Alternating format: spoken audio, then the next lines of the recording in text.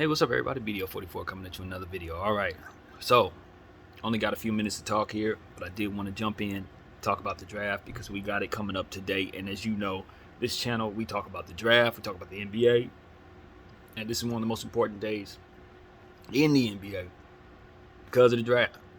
So I'm curious to see if my Los Angeles Lakers are even going to have this pick, man.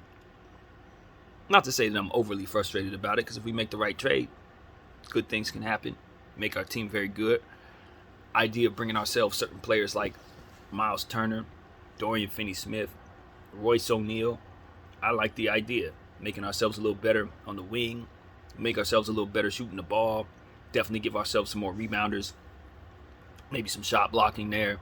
I love the idea of bringing all three of those guys in. Problem is, we only got one number 17 pick, and it's going to take that 17th pick to make any one of those deals happen. And I'm going to tell y'all the truth. I don't know that I want to give up the 17th pick for either one of those dudes. Now, all three of them, if we could send 17 out and then land 2 out of 3, all 3, I feel a lot better about that. But, I don't know if that makes sense on your cap after you do it. I ain't doing no homework or mindset on that. But yeah, I like the direction in regards to bringing up those kind of pieces, adding them to Vanderbilt, adding them to Anthony Davis, giving us as much defensive front court help to deal with all the defensive front court players that are going to be coming. And maybe you draft Derek Lively, although I think it's a likelihood he's gone. If Boston's trade for Porzingis is any indication, teams are ready to bring in size in the way that I've been telling them to do for 2 years. As to which you're going to see players who are bigger come off the board sooner tonight's draft. Guys like Jarris Walker, the Seward Thompson and Amon Thompson, Taylor Hendricks, Cam Whitmore. I expect all the big guys to be gone early. I expect them to be gone early. Maybe even a few others like Koulibaly's probably going to go sooner than people think. And some of them shooters that we love, if they don't have any size on them, I don't know that they're not going to slip. Some of the bigger guards like Jalen Hood, Schifino, Anthony Black should be gone early within the top 10 because size is so important right now. Maybe not Hood, Schifino, but I could see him going sooner than 15. So these are the type of things I'm paying attention to and I think are serious. A guy like Bryce Sensabaugh, the heaviness that he provides to the table, his ability to shoot the ball, I think he's going to go early. I do. I could see him going before 22. Before that. And so these are things I'm paying attention to because I think that size is going to be put a little more emphasis on this draft, even though a lot of those guys are guards. You got your Kobe Buffkins, you got your Cason Wallaces and stuff like that. But at the end of the day, with what the NBA is right now, you want size, big boy size, at least 215, 220 pounds or more with each position, basically. Even if you can find that in a point guard, you want that. Because you're going to need that going up against these big teams that are being built. And 2, from there, you'll see these teams reacting to those teams, making the field overall bigger. So you better have a big team or you ain't going to be in the game. So I think that's going to be something to pay attention to, see if the Lakers do, in fact, bring in one of those 3 guys, defensive guys, to help us with that, to add to AD and Bron. If you listened to me last night, I was telling you I don't expect Bron and AD to play more than 50 games apiece, which means I'm building around them. See, you build around somebody. No, I'm building around you. You are part of what it is I'm dealing with, but it's not going to revolve around you. It's going to be built with you also as part of it. You know what I mean? I ain't going to bring AD his best complement pieces. I'm not bringing Bron his best complementary pieces. I'm bringing those pieces that can play with one another to my situation so that they can play without these guys. And if they happen to slip in with them, if AD and Bron slip in with them comfortably, cool. But it ain't going to be AD Bron centric. Absolutely not.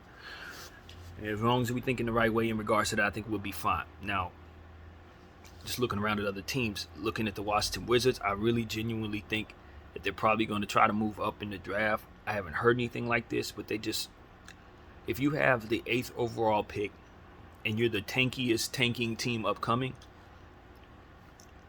unless who you getting at 8 is absolutely who you're in love with, it seems to me you could expedite your draft process by taking a higher pick your rebuilding process rather by taking a higher pick, especially in a draft where the second and the third overall pick are up for grabs. They're up for grabs. So if I'm Washington, what's keeping me from making that pick mine when all I'm going to do is tank next year to hope to get the first overall pick, as to which the first overall pick is not a better prospect than Scoot Henderson is this year? You see what I'm saying? Whoever that guy is, he wouldn't be drafted before Scoot if Scoot came out next year. And Scoot's pick is 100% up for grabs. Charlotte's definitely trading the pick unless they take Brandon Miller. Portland's definitely trading the pick unless they take Brandon Miller. See what I'm saying? Scoot's getting traded. We know that. So it's like, is it going to be New Orleans that wants him? Is it going to be a team like Boston who bites the bullet and throws in a Jaylen Brown? Is it going to be, will Portland decide to draft Scoot Henderson and then trade Dame Lillard, which I don't think is happening. I think they're going to keep Dame Lillard. I think they're stubborn. I think they're going to follow through on their word for Dame, and I think they're going to go down with the ship with Dame. And I don't have a problem with it because I don't like Portland. But at the same time, it's like, okay, that gives you an opportunity if you're a Washington Wizards team to pair together your next year's draft pick that you may have gotten, a couple of them swaps that you're getting from the Clippers, and send that stuff to Charlotte or to Portland and grab yourself Scoot Henderson. Now, of course, Portland's going to want to rent now player. Not a problem. You got this. You got the salary matches. You got the Gordon Hayward contract that somebody could stretch. You got the other contract that someone could stretch as well. There's a couple other contracts that they have. You got P.J. Washington's a covetable player. You got Kelly Oubre, who's probably a covetable player. Charlotte Hornets got plenty of stuff. Book Knight, Williams, although I wouldn't move him at all. They got stuff that can sweeten the pot if for some reason they want to win the sweepstakes. Hey, guy. You know what I'm saying? So that's my thing with the Charlotte Hornets. Yeah, that's what I'm thinking, man. I'm trying to figure out what that shooting guard's name is. I always forget it. And when I say always. The thing about my brain is if there's a name of a player that I usually forget, I'm going to forget them no matter what. And that is exactly what comes about in regards to this Charlotte shooting guard that could be playing the point guard. Used to play for the Boston Celtics. His name is not going to pop because that's just how it works out for me. But nevertheless, I'm taking his inflated contract to hell and I'm sending that somewhere. He can go to Portland. Give me Scoot. Whatever. Give me Anthony Simons. I'll shoot him over to a third place since he's not a part of my rebuild either. And I'm gonna take back Scoot Henderson's draft pick and whatever salary would make others feel better about me taking back the value of Scoot Henderson, which is probably some trash contract like Gordon Hayward. Bring back some garbage that nobody want. I don't know. Loop in the Miami Heat and take back Duncan Robinson. That's the type of thing that's going to take for Washington to get Scoot Henderson. They're going to have to take some real salary dumps, some real nastiness. But it's worth it because you can stretch all of that and just start over with Scoot, no problem. You know what I mean? That's how I look at it. I put Scoot Henderson in and, I can play those contracts out and bam, run with Scoot in the future. Bring him whatever you want, cap him on a rookie contract. Still have pick equity from all the other stuff that's in place. Still got cap space to make things happen for myself, to make trades and all kinds of stuff. Like I told you guys a year ago, the Washington Wizards have a fantastic portfolio. Even though they didn't get as much for their stuff this go round, I think a lot of that had to do with agent games and agreements that have nothing to do with the pot, so to speak, of their assets. What I mean by that, who they just did a deal with was the Washington Wizards. They were going to do a deal with the Clippers and they backed out, right? Yeah, they backed out of that Clipper deal because they said Malcolm Brogdon's situation was negative in the health side of the game. So I'm looking at that and I said, yeah, they backed out of that deal because it looked too suspicious. That looks suspicious. Why? Because where did the president of the Washington Wizards come from? He came from the Clippers. Okay, and Bradley Beal's agent. Who's Bradley Beal's agent? The president of the Suns is Bradley Beal's agent's son. So when you got two of those things going on in both of those trades, it probably is wide to pull out of that second one. It just looks too. It looks too much. Washington, you're doing too much, man. That's all I'm saying. And so, with that being said, I think that's really what's going on here. Washington kind of doing deals that kind of signal that they've made some deals outside of basketball or maybe within basketball, but have nothing to do with assets. We hire this guy, you hire that guy. We do a favor for you, we do a favor for you. That kind of thing. Doesn't really move the needle in regards to what Washington has. It's just the cost of doing business. And so now Washington has their clean slate of assets from which to work with. So I'm just curious to see what they're going to do, because people think that Washington is in the dumps, and I'm just telling you, I see what it is they're paying for. And they pay a little extra to get Bradley Beal's no trade clause contract the hell out of here, and you pay a little extra to get back those get Porzingis the hell out of here. And that's really what it is. They're freeing up cap space so they can do whatever they want, and they should, because they've been in the dumps for a long time. The no man's land without really any assets, can't get nothing going in the draft, drafting poorly, not developing players. It's just a bad all the way around in Washington. And it's good that they got a new president there ready to make noise. So I'm not worried about Washington at all. They haven't given me any reason to be concerned. Every price tag that they've had for everything they've paid for over the last 4 days has been specially catered to their circumstance. And I don't expect for them to make any more bad trades anymore. I don't expect that. And so I just tell people to stay tuned in regards to Washington, because that is a brand new situation. What else? Denver Nuggets, got to pay attention to who they get on the back of that draft, because that's going to determine whether or not they keep Bruce Brown. If they get the right guy, they may let Bruce go. Yeah, so I'm curious to see what the heck they do. Maybe they try to trade up. Now that they're in the draft, I think it's a good chance that they may see that as a good thing for themselves. Boston, I'm looking for them to grab a shooter, man.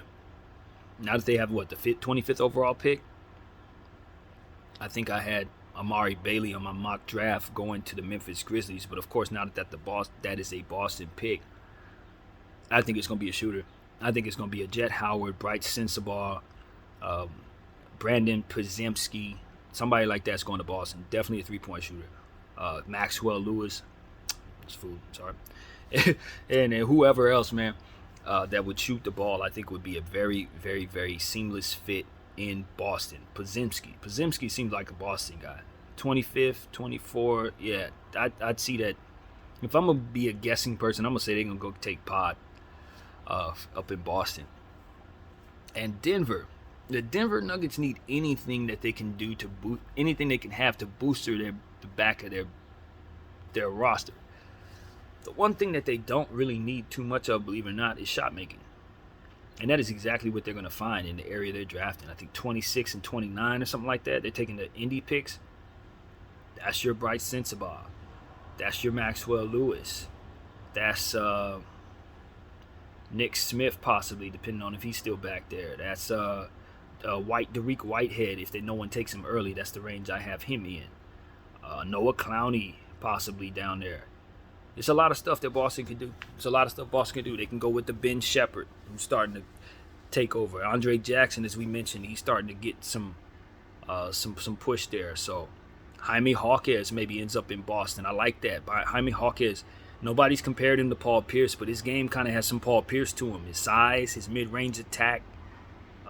He has a little Paul to him, a little Paul Pierce. Yeah, that's what I want to say. I think Jaime Jaquez is a lot better than people think. Omax, possibly in Boston, further booster their front court. That's kind of scary. They had a lockdown. If they're replacing Grant Williams, I could totally see them wanting to replace him with Omax or something like that. So I'm not going to say I'm excited about Boston, because I definitely am not. But what I will say is it is very interesting to see that the draft has now got some teams on the back of it with different interest in the teams that were initially picking. Now you're not just piling on pacer players. You got some specific needs that will shake up the draft in the back of the draft. And I really do believe Boston's going to try to move up. I don't think they're going to stay where they're at.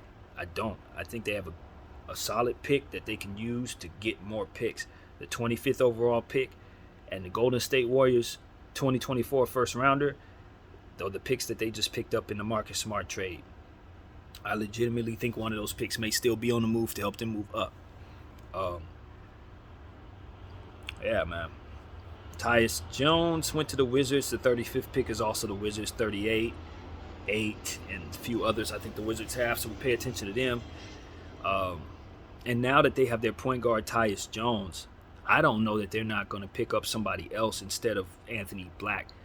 Now, Tyus Jones is not going to keep me from drafting a point guard in most situations. But the fact that they're starting over, completely over, they don't have no power forward, no small forward, they don't have a center, they don't have anything. I don't know if I'm taking Anthony Black with the 8th overall pick. I don't know I'm not pairing 35 and 8 and trying to move up to 5 if I'm the Wizards. Why not? You just got the 35th pick. You ain't going to miss it. You just picked it up. Take that. Take 8. Send it to Portland. You know what I mean? Try to send it somewhere that's going to get you the pick you want. You know what I'm saying? Like I said, go get Scoot. That's how you do it. You take that, take 35, take next year, take another one, and go get Scoot.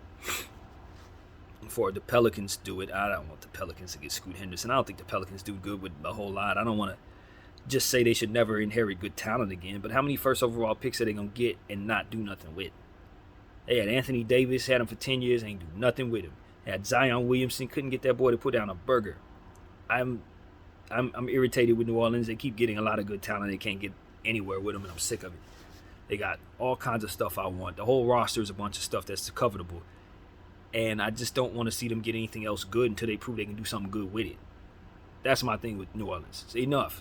How many of these players I like? I like Jones. I like Alvarado. I like Trigger. I like Valanciunas. Like all these dudes, you got Jackson Hayes. All these dudes, but you can't do nothing with them. B.I., Zion, CJ. Enough. Don't give them another asset, NBA. Don't let them get another high-level Pantheon great player until they do something with the ones they have. That's what I got to say, New Orleans. Enough. How many All-Stars, future All-Stars they need? Still find themselves in the play-in tournament. Still losing games. Still not playing no defense. How many defensive prospects you need to get a damn stop? Willie Green. Enough. That's why I got to say I'm over the New Orleans Pelicans. I don't like it. I don't like nothing they got going on except for the players. They got a bunch of good players. And they fit on paper. But when they run out there, they fizzle out. Over it. Also, the Knicks. I don't feel much different about the Knicks than I do New Orleans. You got a lot of talent. You got all the picks in the world. You're never satisfied and you never do anything. It's time for something to give. Either be satisfied with the fact that you didn't trade away everything for Donovan Mitchell or trade everything away for Donovan Mitchell. But do get better. Do get better, New York. Okay? Because your team was too deep for you to be leaning on struggling players. R.J. Barrett got to go. Overinflated, should not be paid that amount of your cap. No way in hell. He's not that guy. He's a nice left-handed player who can do some things, get hot, but he is not a $150 million player. There's no way he should be on your books anymore. Trade him now. Trade R.J. Barrett now. If you can trade him to Portland for the 3rd overall pick, I would not hesitate. And if I were Portland, I would not do that. But I'm telling you, this type of thing. I'm the Knicks. I'm getting him out of here. Julius Randle, bye-bye. Juju has a lot of value in this league. Perennial all-star, 40% scorer, one of the strongest players in basketball. Get him out of here. That's a covetable player on a horrible contract. Send him to Dallas. Get back to 10th overall pick. These type of things I want to see. I want to see the Knicks get in the draft, man. Get in the draft and get you a power forward. Get you a Taylor Hendricks. Get Juju out of there and replace him with Taylor Hendricks. Get Juju out of there and just replace him with Obi Toppin and make that value make sense in another way. But do get Juju out of there and do get Barrett out of there. That's what I got to say about that. Do that and give the keys to Quickly. You ain't got to get no extra guards in there necessarily. You don't need Donovan Mitchell. You give the keys to Quickly. Give the ball to obviously Jalen Brunson. Get you a new small forward. Get you a new power forward or move up Toppin. And do something good with the center position with Robinson. Maybe you keep him. Obviously, you like the guy that they have behind him in Hartenstein. You like Grimes. So the Knicks got a lot of stuff. But because they want to play R.J. Barrett 40 minutes a game and Juju 40 minutes a game, they only going to be as good as those guys take you. And that's not good enough. Now, when you got the depth they have, not good enough. Get them two out of there, and you'll be better for it, New York. And the Brooklyn Nets, man, they need a star, man. The Brooklyn Nets need a star. They don't need to be overpaying for wings that really, really help teams, because those wings are valuable, but they can't do nothing for you if they don't have that superstar next to them. Claxton's not that. Obviously, nothing you have is that at all. Thomas ain't that. Even though we like him, he's not that. Dinwiddie, of course, not.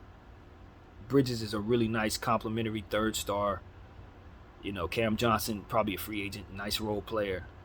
But I don't love what they have. Royce O'Neal, like I said, players I like, but I ain't doing nothing with them in that situation. And so for me, I'm trading all that. I'm trading Bridges. I'm trading all that. And I'm getting myself trading Bridges to Portland. I'm trying to get the third overall pick from the Nets. I'm going to take 21. I'm going to take 22. I'm going to take Bridges. And I'm sending it to Portland. And I'm going to ask for that number third overall pick. And I'm sorry. Hopefully, Scoot Henderson will be there. If not, you take Miller. Although, low-key, I don't know that I love Miller more than I love Bridges, in a nutshell. I'd probably rather have Bridges. Yeah, I definitely would. So I'm going to take that back and probably not do that deal unless Scoot is the guy I'm taking. I'm not bringing in Amen Thompson because ain't no way in hell I'm bringing Amen Thompson and Ben Simmons together. That's not happening. I need a shooter, and I need that shooter to be good. And the rest of those guys, I don't think are much better than Bridges. Like Taylor Hendricks, I don't know if he's much better than Bridges.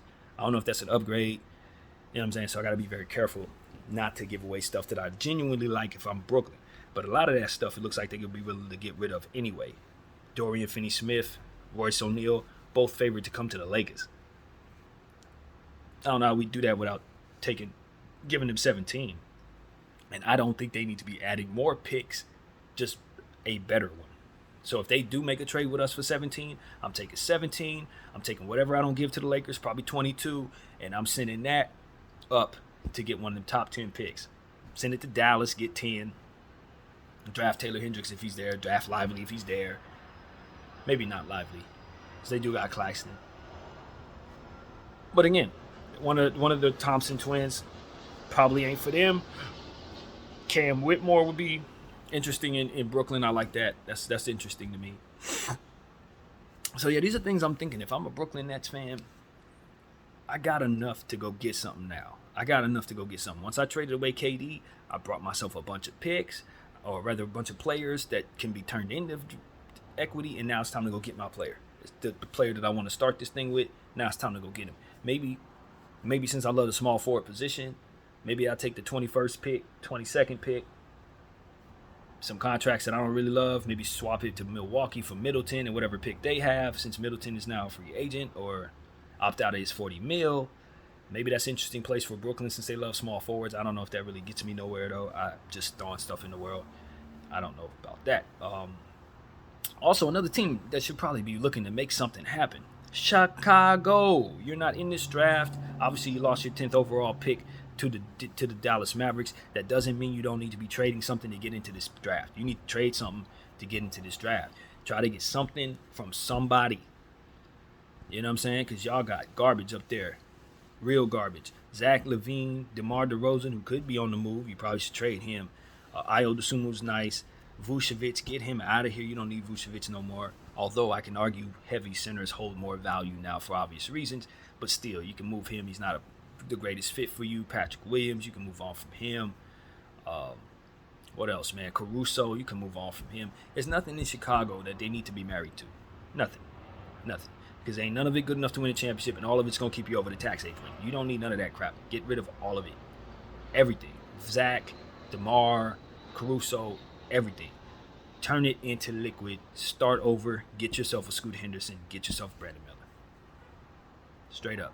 That's what I got to say to Chicago. You're not doing nothing. Don't lie to yourself. Tell yourself you're anywhere closer to being anything more than a play-in tournament player team. That's all you are. 8th seed next year at best. Not good enough for what you're paying. Break that up. Who else? There's another team like that. Clippers already know what I feel. Exact same thing. Bulls West. Exact same thing. And Dallas. Since we talking about their pick, I think I keep that pick if I'm Dallas, even though they could make it something they want to be send on the move. Maybe they want to bring Dorian Finney-Smith back. Wouldn't be the worst thing in the world. Bring themselves Royce O'Neal wouldn't be the worst thing in the world, because they have things that they need in Dallas that are not going to be probably filled by that pick. But there is a dynamic that you can look forward to if you're the Dallas Mavericks, and that's the same thing that the Phoenix Suns put together. If you put the right shooter next to Luka and Kyrie, you're going to have the same dynamic they got, just in a different way. Because Bradley Beal, all he's going to do is jack up a bunch of threes and give a lot of gravity to those other shooters, KD and Booker. That's all Luka and Kyrie are likely going to need, is a Grady Dick to score the ball, pull the gravity away from them so they can have open lanes to do what they do. As long as you have to hug Grady for dear life around the perimeter, you can't guard them properly. That's essentially what Phoenix is trying to rely upon with their big three, even though I don't think it's going to be executed as well as Dallas's would if they get Grady Dick on a rookie contract. Or somebody similar. Maybe they want Jordan Hawkins. Whoever, that person just has to be someone that the defense gravitates toward so much that they can't let him go. So maybe Jordan Hawkins probably even a better version of that, because he's constantly darting around, running. You got to chase him. And if you got to chase him around, that's way too much space for Kyrie Irving. Way too much. So if I'm Dallas, I'm considering drafting Jordan Hawkins the more I think about it. Even though I don't think they necessarily need a small guard who can't defend, and Grady's probably a better defender, and he probably is a more effective shooter. I'm thinking about the wear you down factor. And you got to keep chasing this dude. I'm gonna wanna not, and I think that's the dynamic that Dallas may want to take advantage of with that 10th overall pick. Even though it doesn't fill all of their needs, it gives them a very special, unique dynamic that makes them very impossible to guard. Probably gets the most out of those two other players. So I'm definitely looking at that. I want a shooter in Dallas or Derek Lively. As to which, if it's Derek Lively, I could low-key argue that you probably should trade that pick and get a player that can help you with that maybe sooner than Derek might be able to. Trade that pick to New York and go get yourself Mitchell Robinson or something. Something better than that. But you get the point. Yeah, Dallas needs to get themselves some front court help. Where's Jackson Hayes? Sign with the Dallas Mavericks, dude. You ain't gonna be in Pelican land no more. Go sign with that team. They need who you are. They need what you do. Also, if I'm the Dallas Mavericks, I probably want to go down the hall to Houston to try to get a guy like Anderson Gruba. I know he's not the greatest offensive player, but you don't need him to be a great offensive player. You need him to do what he does. You need a big-body defensive player. And they ain't doing nothing with him in Houston but drafting more power forwards on top of him. So that's somebody who needs to get the hell out of Houston. Probably should be in Dallas. And San Antonio, man, I want to see San Antonio. Dang it, I'm not budging on this. I want San Antonio to get aggressive in this draft. Bring Wembanyama, Coulibaly. Give Wembanyama another role player, star level number 2 guy next to him in Sohan and Malachi Branham, who's really good. I forgot about Malachi Branham. And Jones, Trey Jones. They got some nice talent over there. They're not doing too bad. Devin Vassell, Johnson. They got some pretty good players in San Antonio next to Wembanyama, man. That's not going to be the worst team in the world this year if they decide they want to win basketball games.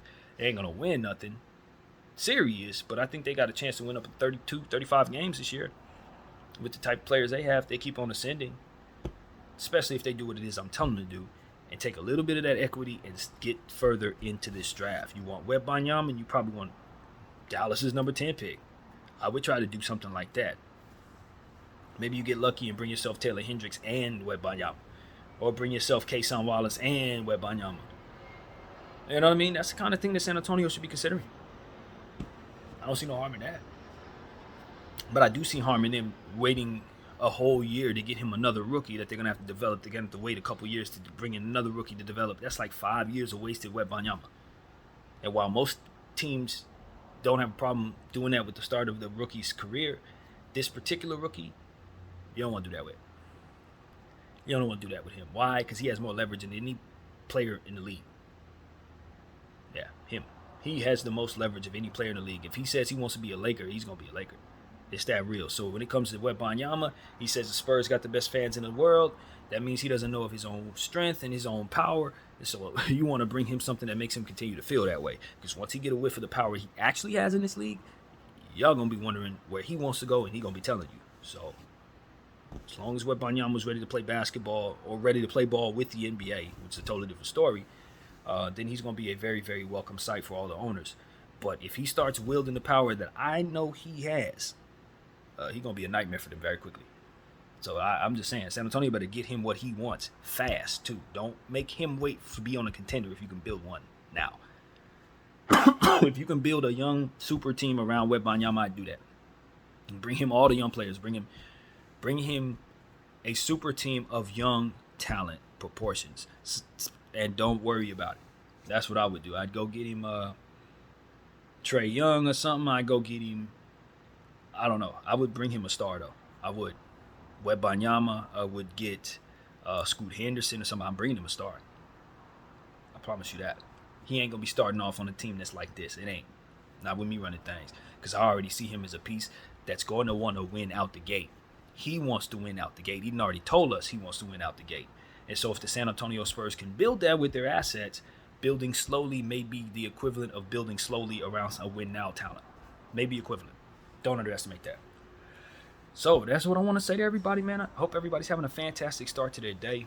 When this draft starts up, I don't know what time. I didn't check, which is really strange given how important it is. But I don't know. Maybe about 4:30, 5 o'clock. But I don't believe that they're going to be showing the second round on national television, which really sucks. Really sucks. I think they're only showing the first round, so be ready for that if that is what they're doing.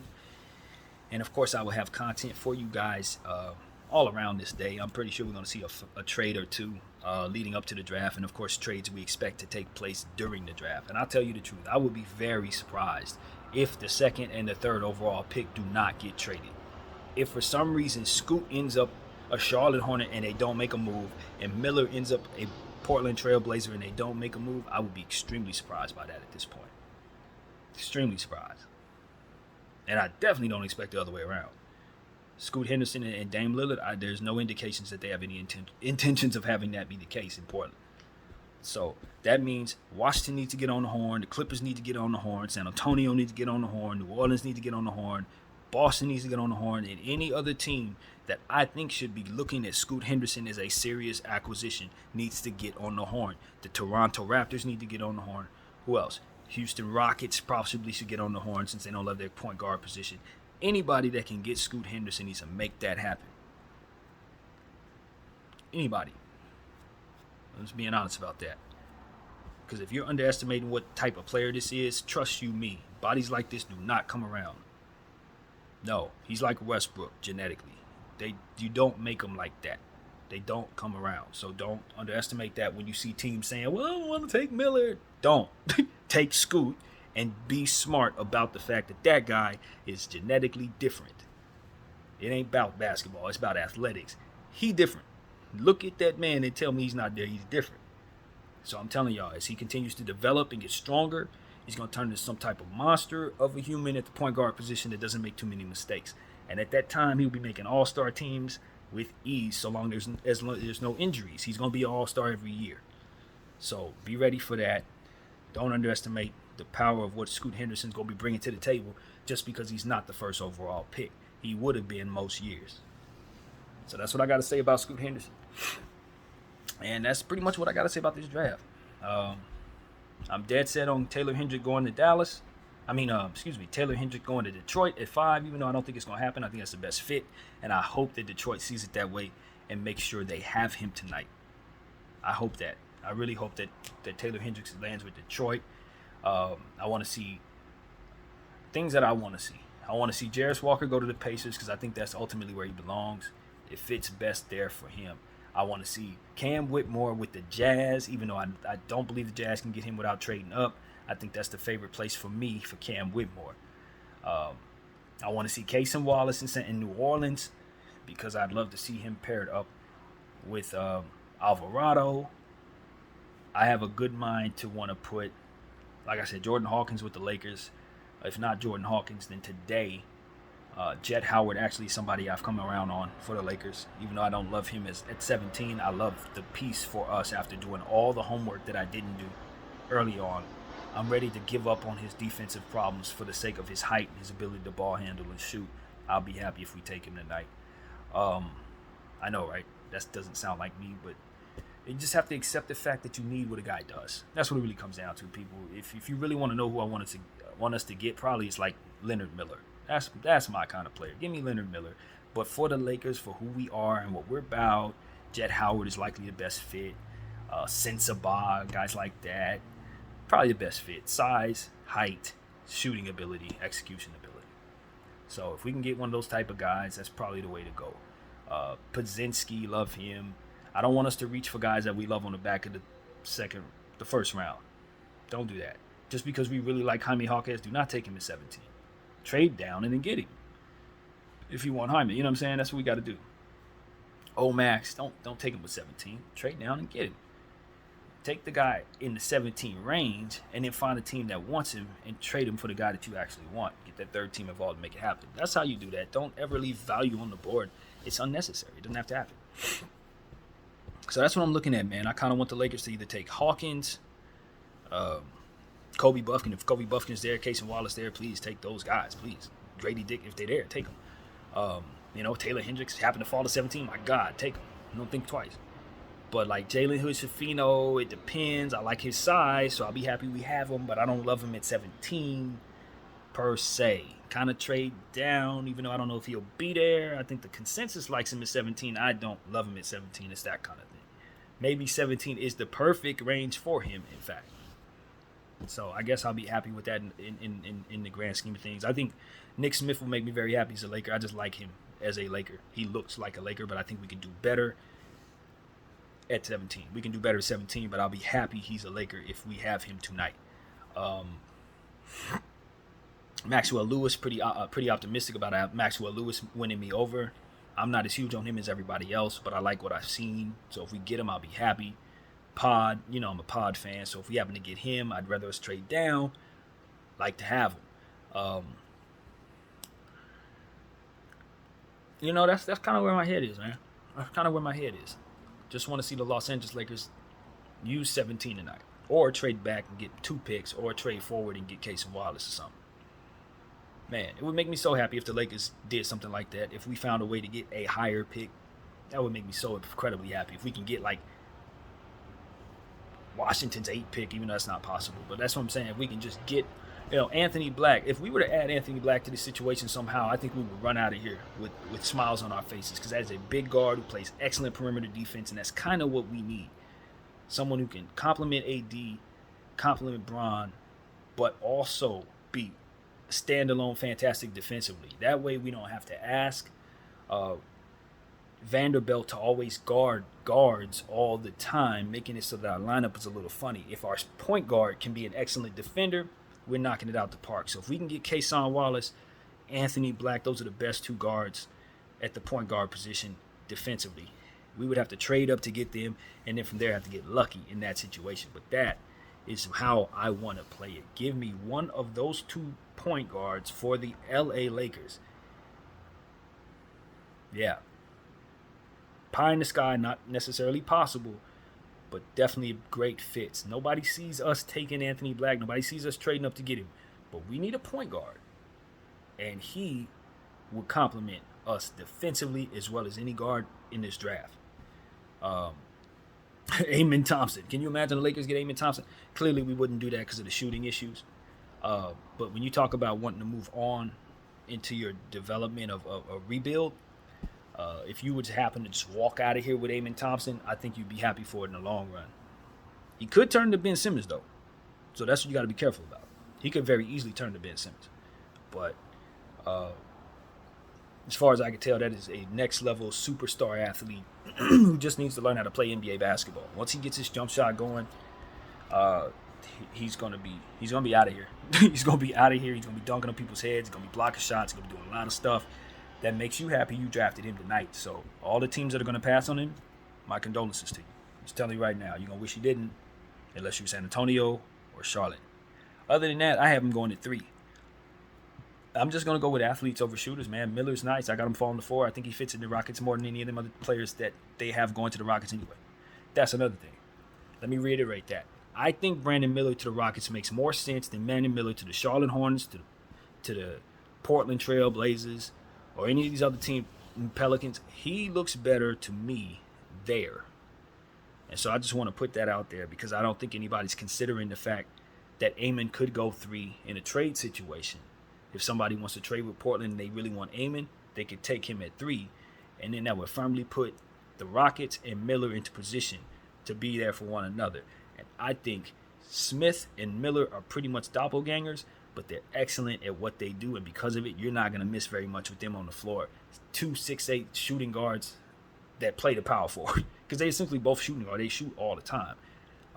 Brandon Miller, Jabari Smith, Alperen Sengun. You're just shooting and you're shooting well. Terry Eason off the bench. Green. We're moving on from Porter more than likely. But in this situation, you wouldn't necessarily have to. You don't even have to move on from Porter. You just slip him in at the 3. And you still got Martin. You still got some of these other guys like Tate. So you can make trades to make your asset class to make more sense while simultaneously moving Miller in at the 3 and letting him play a seamless position with your team next to a guy that does the same thing he does, but probably will complement him because of it with the gravity they're both going to gather, being amazing spot-up shooters, amazing set shooters, both of them. I don't know why nobody's thinking of this, but Miller and Jabari Smith would be very fun to see develop together. I really believe that, and I think that the Houston Rockets should be considering that right now. So, I think that's where I'm going to leave you guys, man. That will do it for my early morning NBA talk, or chat video, rather. There's plenty for me to do today, but I definitely wanted to give you as much content on basketball as possible because this is draft day. So, that's what I got. My name is BDL44. I thank you all for watching.